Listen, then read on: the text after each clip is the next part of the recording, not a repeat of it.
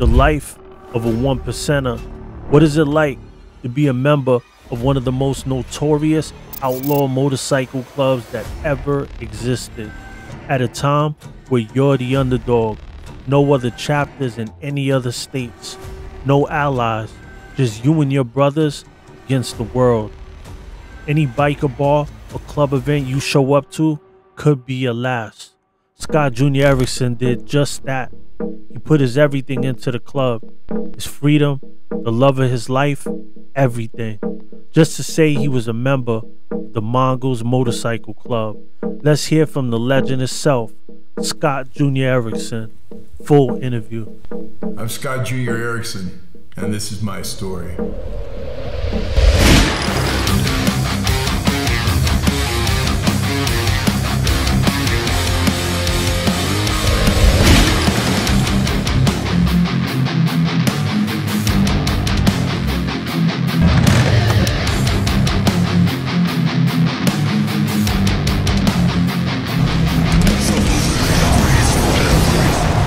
Well, first and foremost, All right.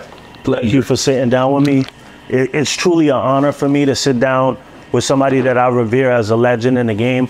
And a lot of people revere you as a legend. I know you know that. And I just want to start from the beginning. You know, the young Junior, how you come up, you know, being your childhood, what was it like? Break that down for me. Well, you know, I came from a really good family. I was adopted. My father worked for the federal government. He was a civil servant for the Navy. My mother was a stay-at-home mom, and I came from a good family. I mean, it was a good family. But as I grew up, something inside of me kept drawing me, as you would say, across the tracks. I was drawn to a suburb more than where we lived in the upper class. Yeah. And so I ran with a bunch of guys from junior high school in the suburbs, a little rowdy crew, young guys, and tearing up some stuff. And that's kind of how I was when I was young. What got you into the motorcycles? Well, what happened with the motorcycle thing is we had moved to Hawaii.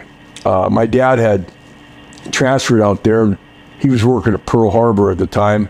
Wow. And we lived in a little town called Kailua on the windward side. I was just started getting into bikes, you know, and I started buying the Harley, like the motorcycle books, Easy Rider. Oh, okay. And They had them out there? yeah, they had them out there, and there was actually clubs out there at the time. We used to watch clubs as we were training in the box. When I was training for amateur boxing, there was actually a clubhouse out there. I believe it was the Sons of Hawaii were out there. Oh, wow. And we would see them come in on the bikes, and I had a buddy and be watching. Go, look at that, man, and watch, and it was you know, I'm just in awe with the motorcycle things. And I always thought, you know, this is something that I want to do someday. Yeah. How long were you in Hawaii for before you moved back to California? About 2 years. 2 years? Yes. So you went to like Paradise. California is a beautiful place though, but you kind of like went to Paradise and then went back to Cali. What was that like, that transition? Well, I'll be honest with you. I didn't like Hawaii. So the thing about Hawaii is, you know, when you go there in high school, everybody there is growing up together. So I had some issues when I was there. I mean, they'll come up to you on the beach, start fights, everything. But I dealt with that, you know. So what I did is I wasn't in a private school. I was in a regular local school there. A lot of the people that were in the service went to private schools to avoid any issues. But they put me in a public school. My parents did. So I was dealing with a little more of the local people. So I played football for a small team. There was only like 24 of us on the team. You know, it was so small, we went both ways on the football team. I played offense and defense.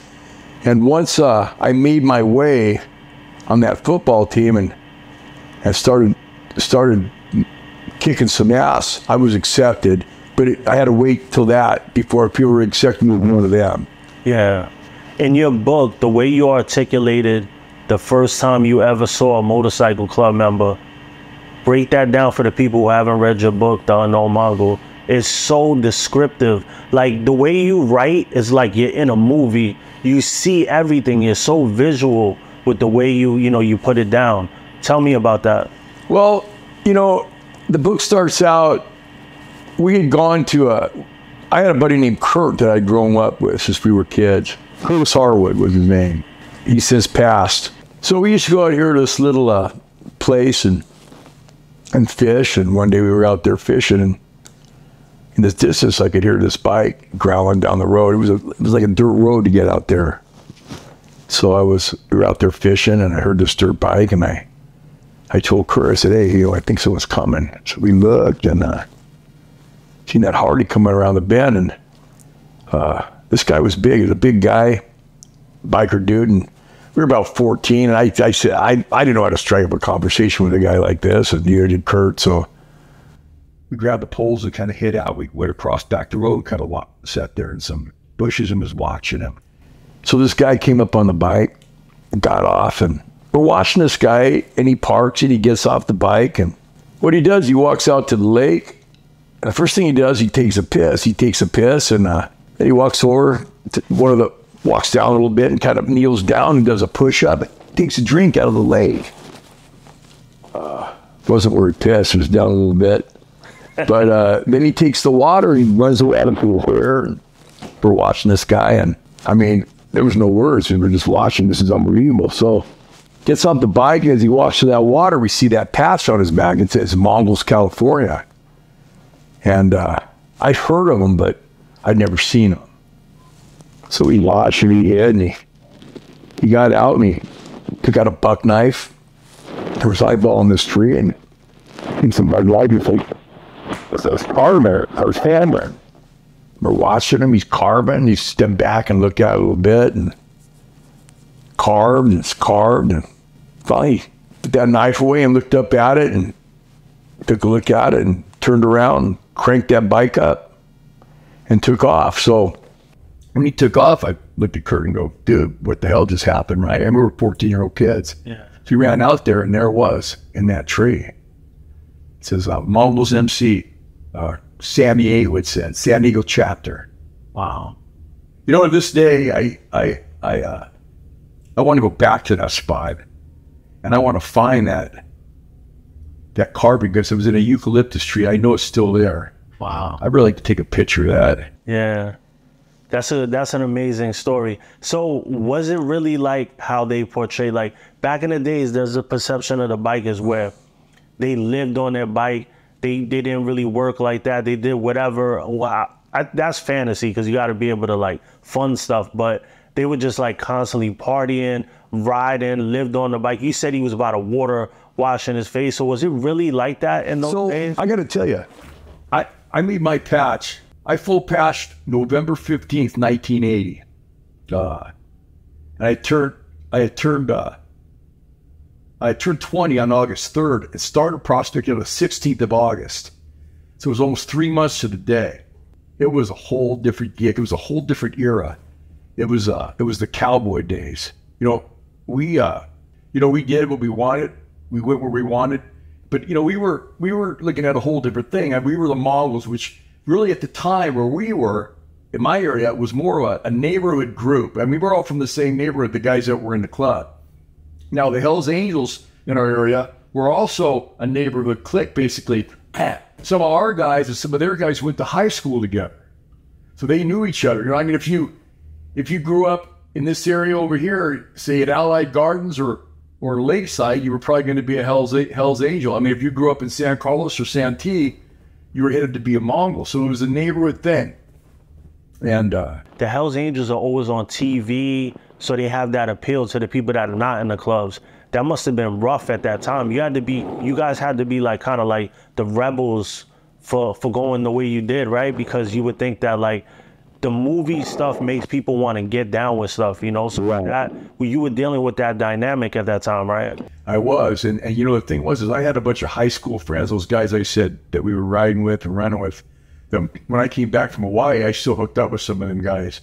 And when I joined the Mongols, my friends just couldn't believe it. It was like, what are you doing? They go, what are you doing? They go, these guys are War of the Angels. And at the time, we were probably, I want to say maybe 12 deep in San Diego chapter. And then we had Old South Bay, which was on and then at the end of the county. We were East County, and they were like South County, Old South Bay. And I mean, we partied with those guys, but we were kind of like fighting our own thing. All the stuff was kind of going on in East County, Santee, Lakeside area. And so we were the ones that were, everybody faced it down there, but we were the ones kind of dealing with it face to face down there in San Diego. And when I got in, it was only, Jingles and Redbird got hit in 77. And I prospected in 80. So the stigma of what had happened was still there. I mean, we couldn't shake it. It was still going on. We still felt it. And when they came at us back then after the Jingles River, they came at us hard. There was the cemetery. There was a couple other issues. The bike shop, there was things happening. And every time we stuck our heads, it was like that game you play with you hit the little monsters and they go back in the hole. Every time we stuck our heads up, they'd take a shot at us. So, we had to discuss, we had to talk about how we're going to do this. I mean, do we have a chance? We knew that the odds were against us the whole time. But I got to tell you, the 12 of us in that chapter, we didn't give a fuck. And you know what? We realized that we had to take the bull by the horns and go after these guys. And you know what? That's what I did. So, being that it was just 12 of you, did you ever envision that it would be like all over the world? Like, never. I never thought it'd be anything like that. Tell me about about a good part of the book. The stories are so good. The one about when you first met Mongo, it was like a beer. Is that his name? It was Mike. Mike, yeah, Mike. Okay, so the beer can thing. Yeah, no, let me speak about Mike. Mike was from the neighborhood. Yeah. And he was about 6 years older than me, and like I said, we all grew up in the same neighborhood. We all knew each other. Mike was a few years older than me, and so I had hooked up with Mike and those guys. They had heard about me, I think, through some other people that I had a bike, and I was a football star, and I was a jock, and I liked to fight, and I was a violent motherfucker. So what happened was, I started hanging out with those guys. I hooked up with them, I think, New Year's Eve, 1980. From then on, it became a friendship. And, I wanted to be a Hell's Angel. It was the thing. But my time around the Hell's Angels was not comfortable. I did not feel comfortable around those guys. I always felt like I had to be on my toes. I always felt like they were going to turn around and start beating up the hang-arounds. And the difference was, when I got around the Mongols, I never felt like that. They took me under their arms, they took me under their wings, and I felt like these guys really gave a fuck about me. Yeah. And that's what drew me to them, there was a real brotherhood right there. So when I got in this thing in 1980, I knew that the odds were against us. We all knew the odds were against us, but we knew we had to do something. So basically what I told these guys was, hey, you know what? Give me the football when we get a shot, and let me run for it. So every time we had a shot, whatever it was, I ran for a fucking touchdown, dude. So they gave me the ball and I ran, whether I was fucking somebody up with a pool cue, whatever I was doing, I played hard. And I think that my motivation motivated the other guys in our chapter and motivated, I think, the whole club in a way. And we picked up the pace.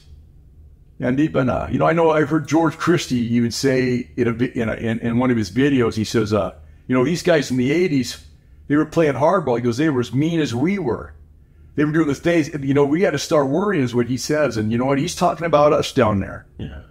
And, we played hard. What I've always noticed, and I think you're a testament to this, I think that if you look at anything, like any large group, and there's always a core, and then there's a core that makes them respected, and then there's everybody else. And I think that's kind of what you're explaining right now. You had your core, because without a strong core, you can't have a nation, Well, back then, the numbers of the club were a lot different than they are today. So the closest ones to us were Old South Bay, which was at the whole other side of the county. Otherwise, after that, it was LA County. So we were kind of like on an island by ourselves out there. you know, and don't get me wrong. I mean, Old South Bay was having their issues down there too, but with a different group of Hells Angels from a different side of town. But we just put it down. The 12 of us put it down, and we kept going after them. We kept trying, and it worked. It worked for us. How did it all start in the beginning? Like, what made it like where it couldn't be squashed? Well, I have my own opinion on that, and I think the opinions change of what started the war and what caused it. And I'm going to tell you my opinion of what it was. I don't know the whole details behind it, but there was a Hells Angel out of Richmond named Chet Green. Well, Chet Green formed the Scavengers. He left the Hells Angels, and when he left, he wasn't on good terms with those guys. So then he started a club called the Scavengers in L.A. Well, we ended up eating up the Scavengers. They went our way. So we took him, his brother, a couple guys, and they went out to Oklahoma. And, you know, it ended up that he testified apparently against those guys. So, you know, their point of it, I can see we took somebody that might have been no good. You know what I'm saying? I had a problem with it the whole time. But I took care of that. In 1996, in the early 90s, we flew out there to Oklahoma, and I dealt with him. I threw him out of the club. I wasn't going to deal with that anymore. Is this before you became national? No, I was national at the time I did this. Okay. So you were national like 4 times, right? Well, I was national. I took the job in '88, my first term, and got reelected. So that was 2 terms right there. And then I got reelected in '96. So then I got elected in '96. I got reelected in 1998 or '97. And then I went to prison before elections in '98. So what was it like being the president of a club that's so respected like that, moving around? How was it? How was the parties like? Well, I got to tell you, you know, so here I was. Let's go to the '90s. In the late '80s, I was a kid. I was 28 years old, and the San Diego chapter for the first time had gone to San Diego, and I had it down there, and was only down there for the time that I had it, and returned back to Mother Chapter to LA where it belongs. But you know, I got a lot of good guidance. All the guys in my chapter were older. My president was an ex-national president, and I had good guidance down there as a youngster. And we did a good job down there, and we just did the best we could, holding things down. So in the book, you detailed the situation that made you go to prison. So walk me through going to the bar that night and everything that took place. Okay, so I'm going to tell you what happened. So what happened was I had just got an apartment, and I got it through a bogus name. And, you know, back then you could do that kind of shit. You know, you're talking, so it's the incident I think you're talking about, the incident in the early 80s. Yeah. So I had just got this apartment, had bed down for the night, and I get a phone call. He said, hey, we're going to a bar, and we need you to come get security. So when they told me that, the type of things that we were doing, the way we were living down there, when they told me that, I knew that I needed to come with nothing on, no patch, no insignias, and I knew that I needed to be low profile. I knew I needed, when I came in that bar, I couldn't look, I couldn't talk to any of my brothers. I had to go grab a drink, I had to go sit down. You know, I was strapped at the time. And I was there just to protect these guys, and I had no problem doing that. The watering hole we went to was also known for Hells Angels. We went there once in a while, but it was more of I think a red and white type of bar. I mean, we were so tight in the mix with those guys. Every time we went to a bar, if we didn't recognize the bikes, we knew it was them. I mean, you could go to any bar and they'll come rolling in. It was like local bars, they'll come rolling in, we'll come rolling in. I mean, the conflict could be at any time. So we went to that bar one night, and it was in Lemon Grove. So I was up in this little booth, and I'm minding my own business, and I was drinking a 7-Up and grenadine. I had to, you know, keep sharp, and I'm looking. I look over and I see this guy playing pinball. He's got a gal with him, and at the time my bros were shooting pool. And kept looking, and he kept talking to the girl, and she kept looking, and I just sensed something was wrong. He was nervous. He was telling her stuff. He'd keep looking. So she gets up and she goes to the phone. So when she goes to the phone, that drew my attention. Like, okay, something's going on here. So I went around, and I'm next to him now. He's on a pinball game. But, he's faking playing pinball, but he's really just eyeballing everybody. Yeah. So I'm standing there, and I'm watching him playing pinball. And I'm watching him, and I look, and I see the lights were dim. It was like 2 o'clock in the morning. And I see a sparkle on his finger. It's a ring, and I'm looking. He's hitting the buttons, and the sparkle keeps going every time he moves his finger. I look, and I closer, and it's a freaking death head. It's a death head. It's a Hell's Angel ring. I go back, and I sit down, and I'm thinking to myself, okay. So the guy that was the P for us that night, I signaled him to go to the bathroom, and he came in, and he says, what's going on? And I said, I got one, dude. He says, you sure? I said, I got one. And I said, what do you want to do? So he tells me, he says, you know what? He says, it was probably a good decision. He says, there's a lot of people in here right now. There was probably 15, 20 people. He says, we've all been in here. He says, I don't think this is the time to do it. And my argument to him was, well, look, no one knows me. I'm in a hoodie and got tennis shoes on. I said, why don't you guys just pull out, and I'll pop this guy, and I'll walk out the back door. They had vests on and everything? No, he didn't have nothing. All I saw was that ring. But your brothers have... They were all flying their colors, yeah. Yeah. So they said, nah, they've been fingered here, don't do it. And I said, all right. I said, okay. He says, let's do this. He goes, let's just fuck this dude up. He goes, just make a fucking statement with this guy, right? And just handle it right now. And I said, I got it. And they said, all right. So they went back to playing pool, and I came back out, went back to the pinball game. Now, when I came back to the pinball game, he was gone. He had gone to the phone or whatever. So I'm looking, and I noticed there's a quarter still in the game. So I started playing it. Sure enough, he comes walking back around. He tells me, he says, hey, dude, he says, I had a quarter in that game. Well, I said, well, I thought you left. He says, well, I didn't leave. And I said, okay. So I backed off. I looked at it, I said, hey, you know what? And he looks at me, and I said, fuck the Hell's Angels. And when I told him that, he was just in shock. I could see it in his face. He could not believe I was saying that and didn't even know how. I knew he was. He was just in shock. So as I finished the sentence, I clipped him right in the fucking chin. When I clipped him in the chin, he dropped. But when I clipped him, I had a 38. The 38 fell out of my belt. So when he dropped, he landed almost right on that 38. Oh. So now all of a sudden, it's a fumble. It's a football fumble, and the football is the fucking 38, and we're fighting for the ball. So we're wrestling for this thing, and I get it.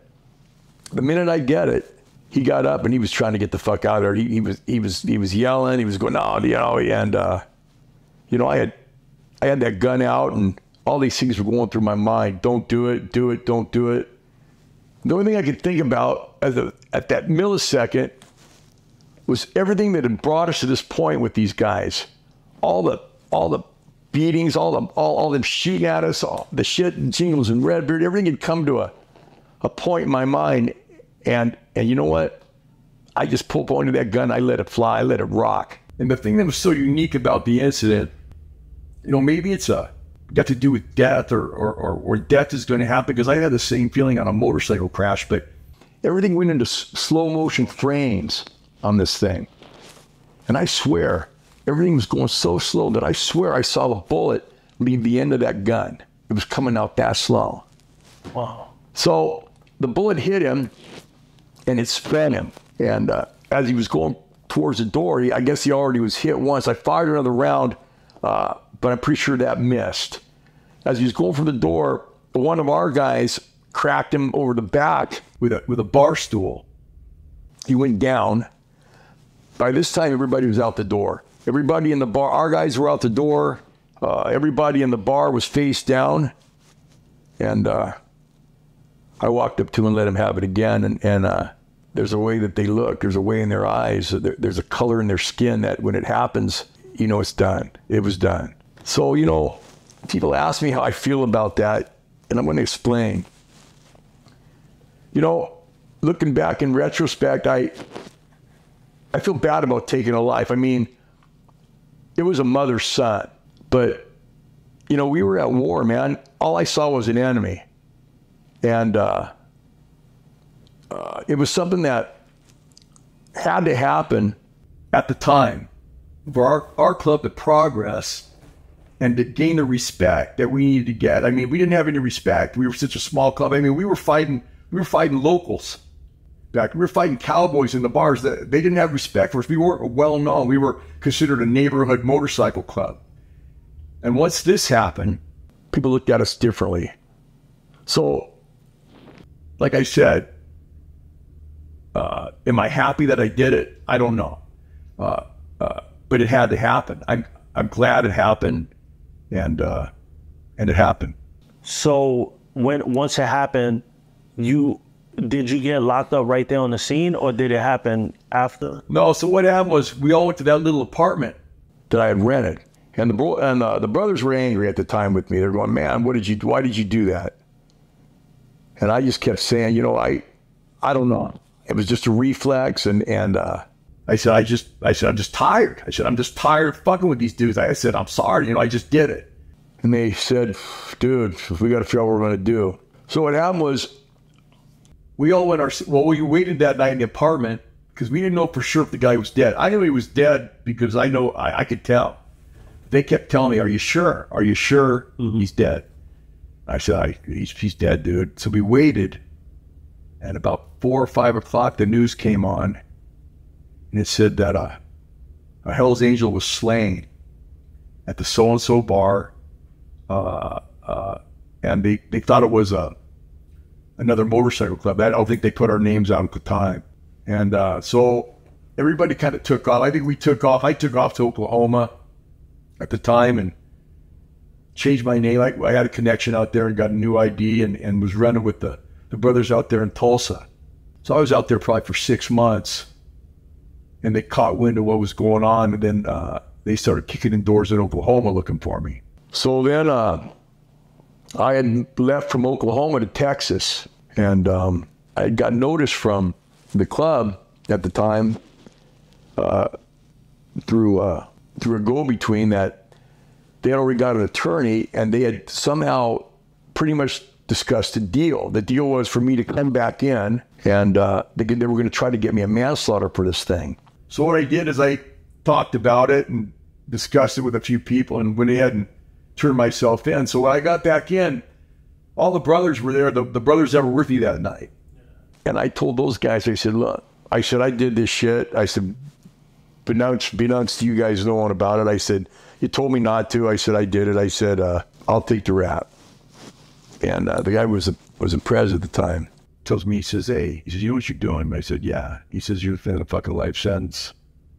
I said, I know. I said, I'll take the L, man, so you guys don't have to do no time. But isn't premeditated murder life, but when it's like random, you bump into each other somewhere and something happens and somebody dies, isn't that manslaughter? Well, you got to see, here's the deal. What it was is we had ongoing conflict. So they were taking this thing to the max. They were maxing everything to a gang-related deal. So the guy who was the president of my chapter at the time tells me in front of everybody else, says, no. He says, we're all doing the time. He says, you're not getting the life sentence. Wow. Yeah. And there was another 3 of them. Well, there was 4 of them. I'm not going to talk about the 4th one or what happened. But the 3 of them that stood out, that were solid, we all went to prison together. They did that time for me. Wow.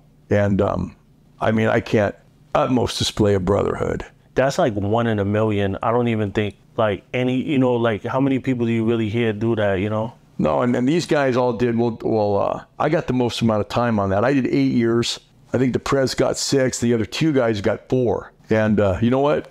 We all went to the pen. Nobody whined. Nobody cried. We did our time. What was that dynamic like? Because I know in California, everything is like race. So if you got a lot of brothers that's like Chicano and like you're with the Woods, like how does that work in the prison system? Okay, so when I went the first time, there was a lot of Hells Angels in the system.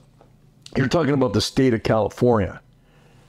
They had about a half a dozen of us locked up at a different facility. So what they were doing was, when I went to classification, the guy that had classification tells me, he says, there's a war in the street. He goes, but there ain't going to be no war in my frickin' pen, is what he told me.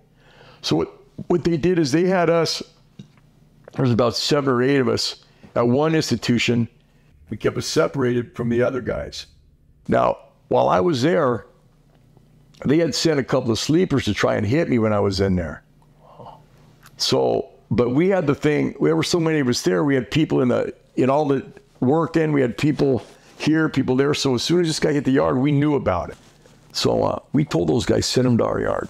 So when they sent him, we were already waiting for him. So when he came to the yard, I just went right up to him. I said, I know who you are, I know why you're here. I said, you got to get up out of here. I said, you ain't going to make it. You ain't going to make it in a day. Turned around, went right to the man and got out. Wow. Yep. Okay, so tell me about the Queen Mary situation. Okay, the Queen Mary, which was kind of an interesting situation. It was probably my first term as National P. And we had moved the national presidency down to San Diego for the first time. I had got the position, and we had taken it down to San Diego. It was okayed by everybody. It's the first and only time that Mother Chapter has left the LA area. So I was National P, and I was at the time, I think, 28 years old, out of San Diego. And they had called a president's meeting up in LA. They wanted to have one, so I had to go up there. I went up to LA for this president meeting, and the issue was there was a bike show coming up.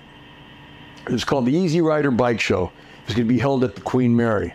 So the issue was, do we go or do we not go? And I'm saying, well, what's the issue? And they said, well, the Hells Angels have already said they're going to attend.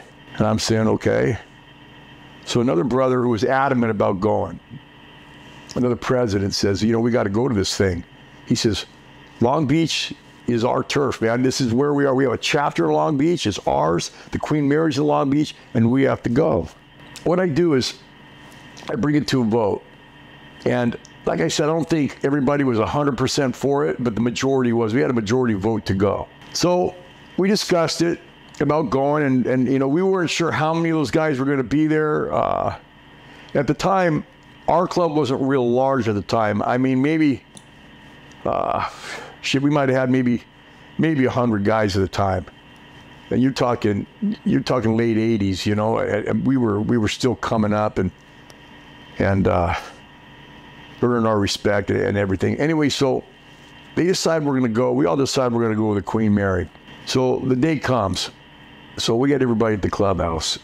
Now, like I said, I was from San Diego. I had a panhead with a rigid frame. It's like every time I rode this fucking thing, it broke. I mean, nuts rattled off it. The frame cracked. The tank mounts broke.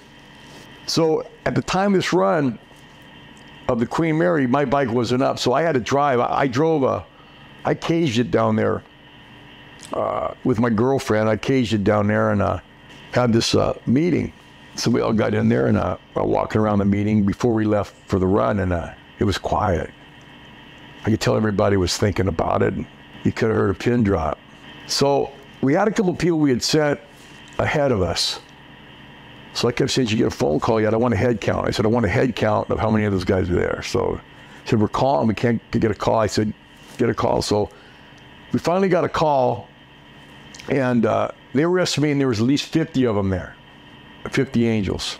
So I looked around, and I told my sergeant at arms, I go, what do we got? I go, how many people are in this clubhouse right now? And he comes back to me, he says, we got 64 guys. I go, there's 64 of us in the clubhouse? He goes, yeah. He says, but we got about 8 there already. I said, okay. I said, they spotted 50, but there could be way more. And he says, yeah. I said, all right. I looked at everybody. I said, you guys ready? I said, let's roll. So everybody got on the bikes rolled. I went outside, we got in the car, and I could see people were nervous. I was nervous myself. It was like, but when there ain't no time to be nervous in something like this. You gotta get it handled, man. I mean, Long Beach is ours. We gotta make a statement just the way it is. So as we're taking off, it starts to drizzle, starting to rain. So we leave the clubhouse, Pac's in front, I'm in the back in the car. Pac makes it hits the light, okay? I get caught at the light. So I'm yelling at my girlfriend, what the fuck? You know, I said, now what are we gonna do? She said, I don't know. The pack's gone. By the time I catch a red light, they're gone.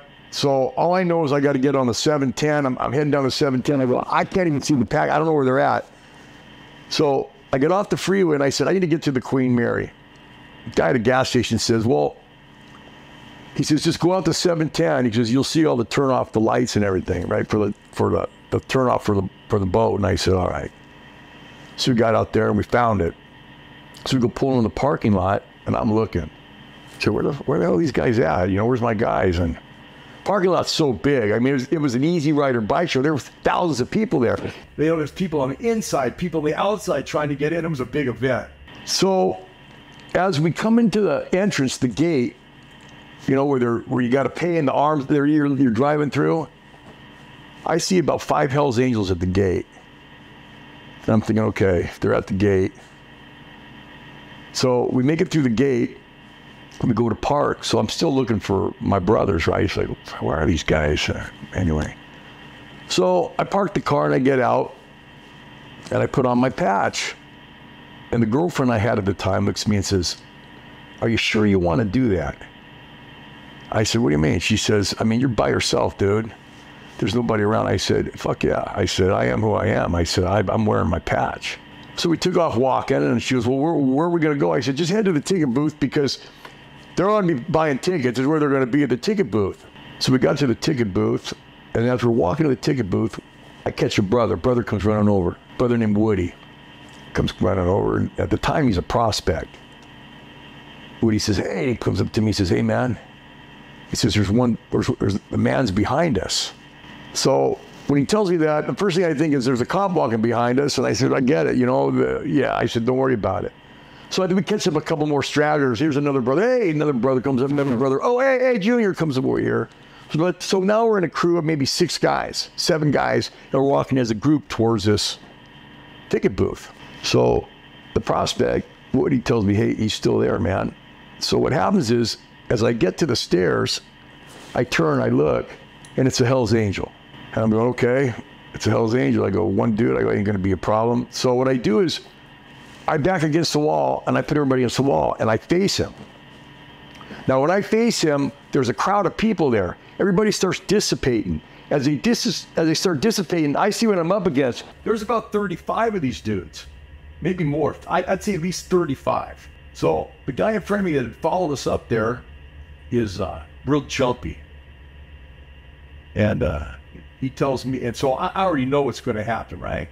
He's jumping, it's going to go down.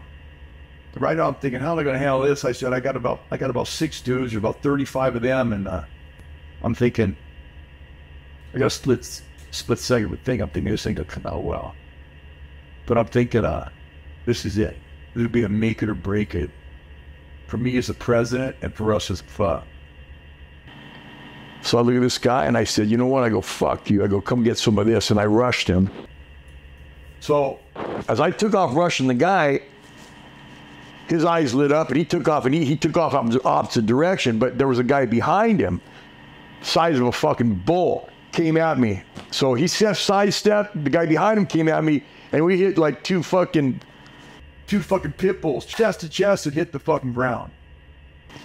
So when we hit the ground, I ended up on top, and I was just letting this dude have it. I mean, I was all over him. So I could hear the commotion, you know, it was like a flood. I mean, everything was black, I was getting hit. So it was like, I can kind of compare it to like an undertow. You're just fighting to get to air. So I was fighting to get to the top. I got to the top. I got to the top, and I got back to that wall. And it was me and Woody against that wall. Now I'd look down, and the other 4 or 5 that were with us were already knocked unconscious. They were getting kicked. They were on the ground. They were done. You know, it was just me and Woody, and so the thing I had going for me is I had my back against the wall, and they kept coming. So the way they do, they shoot in like 5 at a time, 3 or 4 at a time, coming at me. And most of these guys, believe it or not, I was young, I was in shape, I was 28. These angels that we were fighting were all old dudes, heavyweight, overweight, fat, old guys. So they'd get winded. So they'd come at me, about 3 or 4 of them, and I'd throw, bam, bam, bam, throw with them. And then they'd step back, and a fresh 3 or 4 would come in, and I'd be dealing with them. they could never really get the upper hand because I had my back against the wall, and I was in my head, I knew I couldn't fall. I said, I knew if I fall, I'd be done. But they were getting me. I mean, I had some longer hair at the time. One guy would pull my hair. I'd get crapped from the side by another guy. But I can honestly say, every guy that I met eye to eye with and went after was scared and was just trying to get away from me. We did our best, man. We held him off, and Woody was next to me. And like I'm saying, this guy's a prospect. And I mean, how many prospects are going to fight next to their national president? It was just me and him. So what happens is he gets clipped. And he goes down, so now it's just me. All the guys are down, just me, and Woody's down. So I try to fight. I got an eye on him. I'm watching, and he's got his hands up. They're stomping him out pretty good, and he's got it covered. I could see him turning and stuff. Then all of a sudden they kick him once, and his hands go to his side, and he's no longer defending himself. So I'm thinking they're going to kill this guy, man. So what I did was I fell on top of him and covered his head with my body. Wow. And I'm telling him this whole time, I said, don't die. I said, don't die. I said, keep breathing, keep breathing. I said, I'm here, I'm here. So while this was going on, they were stomping me out like a fucking cigarette. My ribs were busted. I'd gone down, and I knew once I went down, it was over, but I went down. I had to go down, or they were going to kill him. So what had happened was, the brothers were actually parked. Our group that had gone on the bikes were only actually maybe 75 yards away and had heard the commotion. I mean, you could hear the commotion, the fights, people yelling, screaming. And somebody said, hey, something's going on over here. So they came in a rush. They came across. I remember I was on the ground. You know, I remember one of my eyes were probably almost shut, and I'm looking up, and I got blood running on my face. I look up, and like banshees through the night, these guys are, you know, the rain's coming down. You got the floodlights, and the rain's coming through the floodlights of the parking structure, and they're coming through, and it was like, it was insane. And these guys are screaming, running through, and these angels dropped what they were doing, man, and they turned around and they started running. They ran, and I remember hearing them yell. The angels, he says, they're coming, and one guy yelled, where the fuck are they all coming from? And they were just coming, and they picked me up and drugged me to a car. Our brothers did, and as they drugged me, I looked across that parking lot, and I saw angels on the ground with 3 or 4 Mongols on each one, just fucking them up. It was like, yes, you know, we did it. And This is in front of. this is thousands of people. This was Easy Rider Bike Show, I believe. I want to say 88 or 89. I got the date tattooed on me. I don't know. I don't know when it is.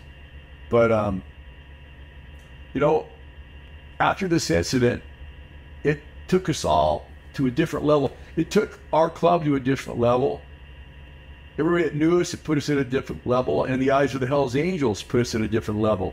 You know, like I said, even I think George Christie, one of his videos, states that it was an ingenious move how we flanked them. And we brought a few in, drew them in, and flanked them. When in reality, it really wasn't like that. They caught me kind of alone, and my brothers came to rescue. But you know what? The outcome was the same. Yeah. Right? We flanked them. We kicked their fucking ass. So, you know, I think that right there had elevated us to a whole nother place. I mean, they looked at us different. Everybody looked at us different. The public looked at us different. Law enforcement did us different. The big four, the big five all looked at us different. You know, we were knocking on everybody's door. You know, we were a small bunch of guys, but people knew that we were there to take care of business, and that's how we lived. That's how we earned our reputation, I think. That's such an amazing story. That needs to be a movie for real. Like, you know, you went to prison again. There's so much to your life that what's something next that we should focus on? That first love was the one that was at the Queen Mary, and she couldn't take it after what she's seen happen to me, and that's how I lost her. Wow. She goes, I can't go through this. And you know, the thing that's crazy is I left for a little bit, just to try to get my head together on a few things. And then they had asked me to come back. And when I had come back, the chapter in San Diego had pretty much dissipated down to nothing. Brothers had go to Penn. There wasn't a lot going on. So they asked me if I would consider taking over San Diego chapter. This is after I got out. So I said, okay, but at the time I was in North County, Vista. So what I did is I started the chapter, North County chapter. I started that chapter, Mongols Dago, and it was in North County, Vista, San Marcos, Oceanside area. So I had it going on up there for a while. And shortly after that, they had called me to a meeting for, there was going to be elections. So I'd gone to the meeting, and me and the first girlfriend that was there at the creamery, we were trying to work things out, trying to get things back together. And so I'd come back I'd gone to the meeting, and while I was there, I got freaking nominated for national president again. Wow. And I won. So I went back home to Vista, and I walked in the house, and she looked at me and says, "What happened?" And I just looked away, and I said, "I don't think you want to know." And she looked at me and says, "Oh no." I said, she goes, "Oh no." She started crying, and that was it. She goes, "I'm not going through any of that again." She just knew where it was going to go. Well, the last experience is me being national pres was the Queen Mary. Yeah. So it's like, you know, we just made it over that. We were trying to put everything back together. And now here I was reelected. This was 96. And it was just not going to happen. Tell me about the whole Laughlin thing. Okay, so, you know, the Laughlin thing, there's some, you know, I've got my own opinion on that kind of thing. I had gone to a meeting, and they had asked me some questions about how I felt about Laughlin and stuff like that. And I had made some agreements with the Angels when I was national president. I mean, one of the agreements were, I think, you know, we were talking about starting, I think, if I can remember, it might have been San Jose, or even going up to Oakland. And they kept telling me, "You guys aren't going to do that, are you?" And I said, "I don't have any plans on doing that." I said, "But I'll tell you what." I said, "I want you guys to stop recruiting in Orange County." They said, "We'll stop doing everything in Orange County if you guys don't go any further north than where you're at right now." I think at the time we were Central California, Visalia maybe. So when I had, then shortly after that I got popped at the bar and went back. So I wasn't national president anymore. I got popped in 98. So once I'd gone to the Penn, new management of the club, I had pretty much told those guys, "Hey, you know, we're going to do and go wherever we want, and nobody can say nothing about it." Now, when I had gone to the Penn, I got to tell you, the club had grown. You know, I had started I had started a program where I was bringing in new chapters. And before I went to the Penn, we got double our size. And so I had got kind of a program of how to do it and what was going on. So the guy that took over after me kind of kept the program. It got bigger, started getting bigger. Then it got to the point where the club was really getting big. This is probably late 90s. And so I guess they just decided, you know, hey, no one tells us what to do. Or, you know, I get it at the time. And so I think that pretty much ignited the Laughlin thing. We had kind of gone up, and I think I'd given my word, and I wasn't there anymore, and I guess things had kind of changed a little bit, and we decided as a club at the time, like I said, I wasn't there, that they're going to do as they please, and no one's going to step in their way, and you know, in retrospect, maybe it was the right thing to do. It was a bad thing that happened to Laughlin, but like I said, some shit has to happen to grow, you know what I'm saying? Yeah. So tell me how you feel about the videos that they've been doing about you. I saw a video where they put like 15 cops killed or something crazy, and they used you to get, you know, views. What do you think about all these people talking about you that don't know who you are? Well, you know, actually, as everybody probably knows, I don't have anything to do with them videos. you got these videos just popping up, most ruthless, most dangerous. You know, this is nothing that I'd sanction. They're just popping up. People are taking pieces of some other podcasts I did, some shows I did, and are constructing these things. You know, one thing I want to say is, you know, I killed one dude. I killed the Hells Angels. I went to prison. I ain't killed no cops. I ain't no cop killer. And you know what? The most ruthless and the most dangerous, I mean, you know what? Maybe I could say in my time, it was needed to be violent. I mean, we were at a time where in bike clubs, everybody was fighting, and it was the cowboy days, man. I mean, this is the old West and the cowboy days. There wasn't no cell phones, right? You guys like shit, you fucking handled it. I mean, man, I pulled phone cords out of walls and bars and beat the fuck out of people with pool cues. I mean, I didn't give a fuck. And maybe because I ran a program, a no bullshit program, and I knew that we had to compete with big clubs, that we didn't take no shit. I didn't take no shit as a president. We didn't take no shit as a club. Maybe that's where this is coming from. I would have to say maybe because the era I was in, I was a little more violent. I was a violent leader, whereas maybe where this is coming from. Mm-hmm. But you know what? I was just a guy trying to win the game, man. I was just a quarterback trying to win the fucking game, and I wasn't no armchair quarterback. I ran the fucking ball, and I passed the ball to the guys I needed to pass it to, and you know what? We kept winning. I kind of like the outcome. Tell them where they can find your book, your websites. Okay, so I wrote a couple books about my life story. The first one I wrote when I was incarcerated. So I have a website, scottjreckson.com. You can get both these books on, and also on Amazon. This is my first book, The Unknown Mongol. This is the sequel, book 2. This is how it all started, and this is how it all ends up. It done well. They're good books.